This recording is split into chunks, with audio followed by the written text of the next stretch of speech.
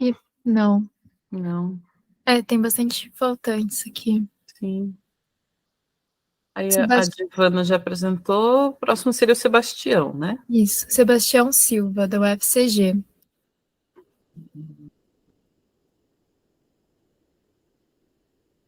Não, também. Deixa eu abrir a lista. Daiane Soares dos Santos, da UFRB. Próxima da lista. Boa noite. Estão me ouvindo? Boa noite, Daiana. Dá para ver sim. Daiane. Desculpe, Daiane. Olá, pessoal. Olá. Como já foi apresentada, meu nome é Daiane Soares. Eu faço parte do núcleo Profilo do Centro de Formação de Professores da Universidade Federal do Recôncavo da Bahia. Sou professora efetiva do Estado também, aqui no estado da Bahia, no interior da Bahia, na região do Recôncavo. O objetivo dessa comunicação é apresentar o projeto que foi aprovado no edital 2023-2025. Então, é algo que ainda está inicial, é algo ainda embrionário. Então, eu pensei em apresentar o esquema que a gente ainda está pensando de como desenvolver a pesquisa. Então, não tenho nenhum resultado ainda, a gente ainda está iniciando o segundo semestre, e esse processo ainda está o projeto ainda está nesse processo de se consolidar. O meu tema é Lélia Gonzalez e Machado de Assis, o caminho para abordar o racismo e o sexismo nas aulas de filosofia no ensino médio, né? E esse é o público, sou professora de ensino médio e estou pensando no público do ensino médio. Dessa forma, né, a minha questão, a pesquisa, a pergunta, a questão, o questionário é como abordar o racismo e o sexismo nas aulas de filosofia no ensino médio. E como, entendendo aqui que a escola é esse espaço que, sendo um reflexo da nossa sociedade, ela também reproduz agressões, sejam elas agressões físicas, agressões verbais, e muitas vezes essas agressões elas são minimizadas, digamos assim, ou reduzidas a bullying. Né? Então, são ofensas que são direcionadas à cor da pele das pessoas, aos traços físicos das pessoas negras, ao cabelo crespo, ou então ofensas direcionadas às religiões de matriz africana, ofensa, a hipersexualização também do corpo das meninas e das mulheres.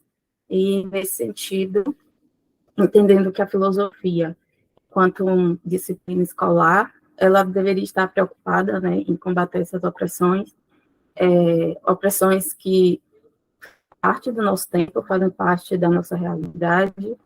Então, acredito que a filosofia não deveria se abster de tratar essas questões. E acho que, como a maioria aqui, já os dois colegas que apresentaram, eu acredito que a gente sente falta desses temas nos materiais didáticos, sente falta nas bibliografias que a gente encontra para trabalhar nas aulas de filosofia. Então, eu entendo que a gente precisa criar esse debate para levar para os nossos jovens estudantes uma reflexão fundamentada, uma reflexão séria sobre esse assunto, porque, para mim, o ponto de partida para abordar essa questão seria justamente a gente apontar o problema da naturalização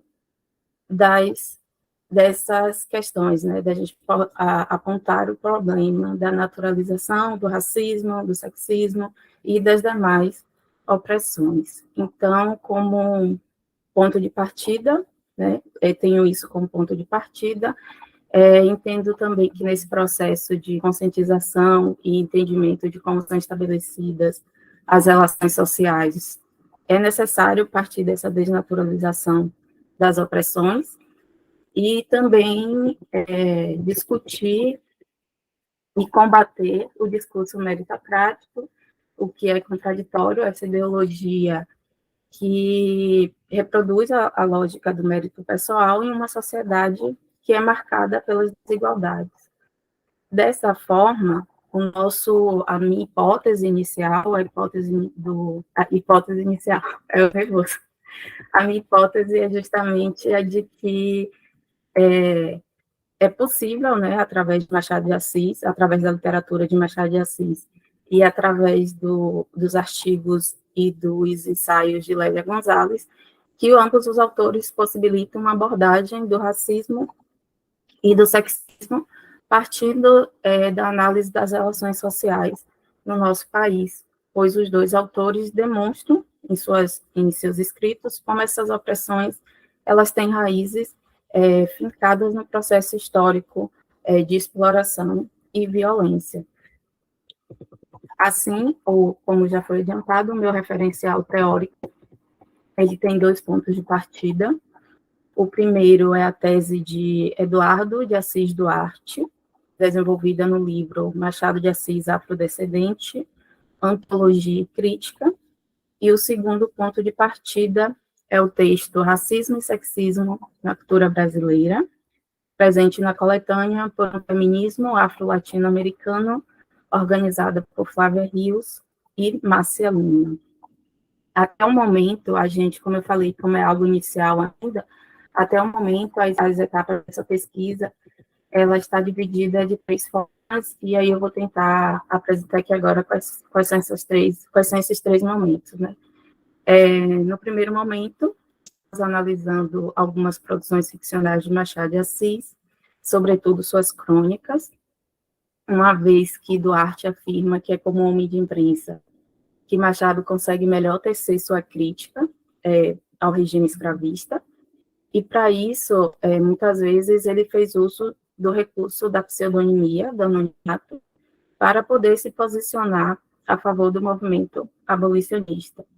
Aqui eu faço uma observação de que a tese de Duarte, ela evidencia que, apesar da crítica machadiana o colocar como isento e alheio às questões de étnico-raciais, que é possível que o autor ele se posiciona abertamente ele não se posiciona abertamente enquanto militante, mas há sim em suas produções literárias uma denúncia e uma crítica ao regime escravista.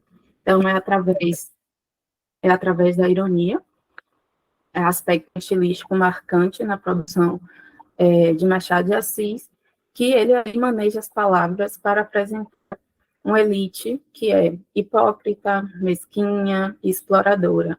E nesses escritos, ele evidencia também o lugar e as condições em que se encontram as pessoas negras escravizadas ou até mesmo aquelas que já estavam libertas. Acreditamos que as crônicas que foram selecionadas por Duarte, elas podem ser utilizadas como recurso didático para exemplificar como eram estabelecidas as relações sociais entre as pessoas brancas e as pessoas negras no período escravista do século XIX, a recepção da sociedade com as leis e o movimento abolicionista, além do surgimento das novas formas de exploração após a abolição da escravatura. Então, na abordagem das produções narrativas de Machado de Assis, Duarte, percebo que ele abre também caminho para a gente pensar a relação entre racismo e sexismo, e aqui eu vou fazer pequenas citações. Quando ele analisa o conto Narrativa de um Advogado, de 1864, ele afirma, abre aspas, o conto vale-se da linearidade e superficialidade folhetinesca para comover e chamar a atenção para a condição da mulher afro-brasileira, mesmo livre no contexto do patriarcalismo escravista, fecha aspas. Já nas narrativas Mariana e Conto de 1871 e Sabina, poema de 1875, abre aspas, ressaltam a visão machadiana a propósito do sexo interracial responsável pela mestiçagem. E logo vemos despontar a sedução, o estupro e o abandono dos submetidos. Fecha aspas. Então, entendo que, a partir dessas citações, a relação que fica evidente entre homens brancos e mulheres negras, é uma relação marcada pela violência. seria o nosso primeiro momento da pesquisa, a análise dos escritos, principalmente das crônicas de Machado de Assis, para poder mostrar como ocorre, ou como ocorria, melhor dizendo, essa relação entre as pessoas brancas e as pessoas negras. No segundo momento, a gente tem pensado e dividido da seguinte forma, né? A nossa proposta é refletir sobre a tese de Lélia Gonzalez, do racismo como uma neurose que se manifesta na cultura brasileira, do racismo enquanto uma patologia que, na mesma medida em que é invisibilizado, ocultado, não refletido, o seu sintoma ele fica evidenciado na estrutura social e política da nossa sociedade, que demarca os lugares que serão acessados por cada grupo social, legando aos negros apenas os espaços marginalizados. Então, enquanto Machado ele vai utilizar a dissimulação por meio da ironia como método de sua denúncia, no ensaio Racismo e Sexismo na Cultura Brasileira, Lélia vai utilizar uma linguagem mais ácida, digamos assim, uma linguagem também irônica, e vai partir dessa tese da negação do racismo como um fator preponderante na nossa sociedade. Então, Gonzalez ela vai apontar esses aspectos constituintes do racismo e do sexismo no Brasil e suas implicações na formação da sociedade e, consequentemente, na formação dos indivíduos. Então, a gente destaca que, a partir desse ensaio, é possível discutir a necessidade da desnaturalização dessas desigualdades, discutir o mito da democracia racial, além de problematizar essas concepções meritocráticas, como eu já tinha mencionado anteriormente, que estão muito presentes na nossa sociedade.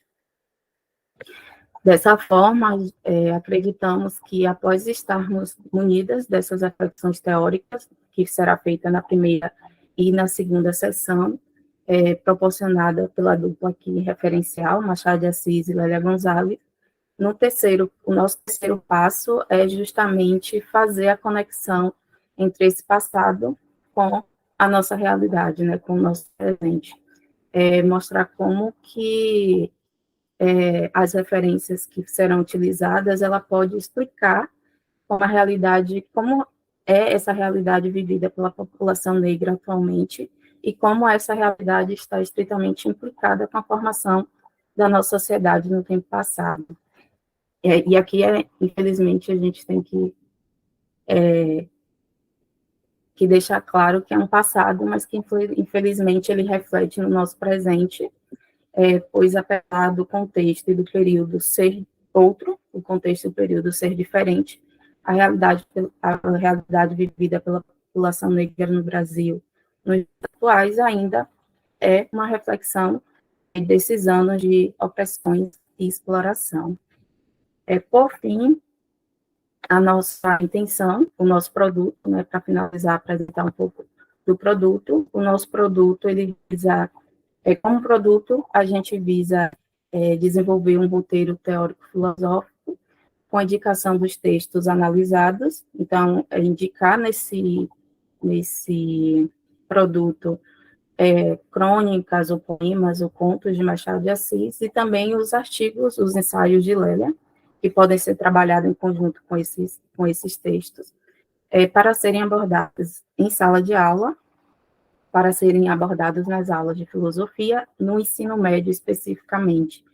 Então, a gente entende que a contribuição da produção teórica e literária, tanto de Lélia quanto de Machado de Assis, podem ser abordadas a partir das áreas, seja de ética, estética, política, antropologia, linguagem, objetivando propor uma sequência de aulas de filosofia que possibilitem analisar e refletir o racismo e o sexismo e como que esses problemas eles estão presentes na nossa atualidade, na nossa realidade. E aqui, para finalizar, eu só queria falar também que a gente vê nessa proposta uma abertura para ser trabalhada de forma conjunta com outras disciplinas da grade curricular, como língua portuguesa, história. Eu acho que seria até mais rico, né? Seria até mais enriquecedor se as outras áreas pudessem colaborar, né, como língua portuguesa, literatura, história, sociologia, é isso. Legal, Daiane, parabéns pelo seu trabalho. É fantástico, né, começar a ter caminhos para que os professores possam trabalhar esses assuntos, e a importância que você coloca do produto, né, porque atualmente é muito difícil encontrar material, inclusive, né, encontrar um subsídio para trabalhar. Eu gostaria de perguntar sobre a sua opção pela história, digamos assim, né? Porque durante a sua fala, eu fiquei pensando, bom, mas por que Machado de Assis, né? Por que tão longe na história? Agora, no final, me pareceu bastante interessante, porque quando você diz, daria para fazer uma conversa com a história, por exemplo, né? Então, é para dizer que o racismo e a naturalização das opressões não é de hoje, né? Tem uma história que constitui, porque me deu muita vontade de falar na Conceição Evaristo, enquanto você falava, porque eu pensei assim, quando você disse, olha, é preciso mostrar que isso não estava acontecendo só no passado, está acontecendo agora, a naturalização das opressões, o racismo, o sexismo, também está acontecendo agora. Então, a minha responsabilidade como professora e como também orientadora de trabalhos do Prof. Está me dizendo para não colocar a Conceição Evaristo na jogada, porque você já tem muita gente para trabalhar. Mas a minha irresponsabilidade está dizendo que talvez não seria interessante oferecer os dois, por exemplo, Machado de Assis e Conceição Evaristo, para poder dizer para o estudante, olha aqui, tem uma origem, mas veja como é hoje, a Maria da Conceição Evaristo, é hoje, é uma Maria que pode estar ali pegando ônibus no ponto aqui da cidade respectiva de cada um de nós, né, e que pode acontecer da mesma maneira. Talvez me deu vontade de sugerir um trabalho que fosse comparativo, para poder fazer aquilo que você disse que seria importante no seu trabalho, que é mostrar também que hoje, que essa coisa não sumiu, que não é algo localizado lá na história. Mas considere que essa minha sugestão é irresponsável do ponto de vista do andamento de um trabalho do prof, que já tem elementos demais, né? É só uma coceirinha teórica e um pouco, assim, né, pessoal, amor pela Conceição Evaristo. Comente, fique à vontade para comentar. Eu gostei. Eu não tinha feito essa relação, mas assim, eu gostei, mas ao mesmo tempo eu vou levar a proposta também para a orientadora. Acho que seria bem interessante, mas fica um pouco mesmo com esse receio da questão do tempo, né? Eu acho que é uma perspectiva bem interessante, mas que o único receio é o tempo que a gente tem para desenvolver. Em relação ao do porquê a história. E isso surge da sala, é uma questão que surge da sala de aula, né? Do porquê Machado de Assis, porquê retomar a história, surge da sala de aula, de uma necessidade que eu percebi na sala de aula, porque sempre que tentava tratar sobre alguma questão, por exemplo, falar de intolerância religiosa, eles não conseguem perceber essa relação, né, da intolerância com a colonização, né, eles não conseguem perceber essa relação da intolerância com o racismo, essa ideia mesmo de naturalizar, né, as questões. E aí eu senti essa necessidade de ter essa ligação com a história para poder explicar essa relação. Não é do nada, não é uma questão... A intolerância ela não é natural. Né? A gente foi ensinada que existe um certo e um errado, uma religião boa e uma religião ruim. E isso está lá no início da colonização, né? A sua origem está lá na colonização. Então, recorrer à história surge por isso, dessa necessidade em sala de aula, né, de sempre que for tratado dessas questões relacionadas a opressões de raça, do sexismo, sempre que a gente trata dessas questões, eu sinto essa falta porque a gente costuma, eu falo isso com meus colegas, a gente costuma partir sempre achando que eles têm uma base para aquilo que a gente vai trabalhar, achando que a gente chega para trabalhar de determinadas questões, achando que nosso ponto de partida é o suficiente porque eles tiveram uma base antes. E aí que você percebe que não tem eles não sei, não é nem se eles não conseguem fazer essa relação histórica ou se não é suficiente, né? A preparação que eles tiveram não é suficiente. Então, a necessidade de voltar à história, de utilizar Machado de Assis, foi nesse sentido mesmo de talvez facilitar essa ponte do hoje com ontem, né? Sem dúvida, Daiane. Acho que eu não tenho nada a questionar quanto à escolha do Machado de Assis. É só, novamente, eu digo, é irresponsabilidade minha, mas